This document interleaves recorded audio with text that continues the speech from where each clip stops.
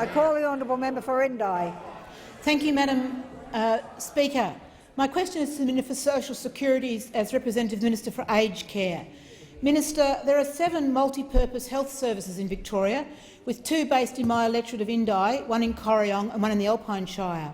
CEOs tell me that funding arrangements have not kept pace with the national funding average provided to public sector residential aged care services. Will the government tell me what they are doing to ensure equality of funding in all aged care places across the aged care sector, but especially in regional Victoria?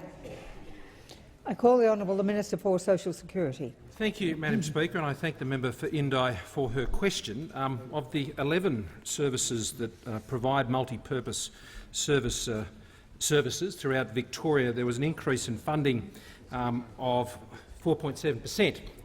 and it's from $12.8 million to $13.4 million. And as the member would know, there has been a practice now since the 1990s that these services are funded per bed, per day, regardless of whether there's someone actually in that bed or not, and that's a different funding model that would otherwise apply to standalone residential aged care services. That practice the government has not changed, but there have been issues raised more recently which the government is engaging with, and the Aged Care Financing Authority is going to provide the government with advice on issues affecting the financial performance of rural and remote services providers by later this year. And they'll be consulting with the sector and providers, and they'll be able to raise their concerns, and I'd encourage the member to engage with that process. This funding arrangement has been in place for a long time. It was set, as I said, in the 90s, and it has run all the way through until this time. But with changes in rural and regional areas and the demographics and the changes between home-based care and by care provided in residential aged care and the changing demands, these things will be looked at. We will consult. We will listen.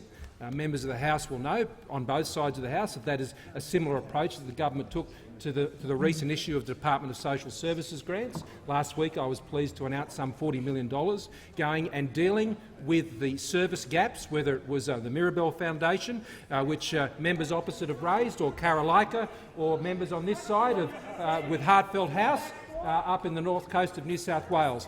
We will listen. And we will act when we listen to people, and in this case we'll be listening to the concerns raised by those in the member for Indi's electorate. I call the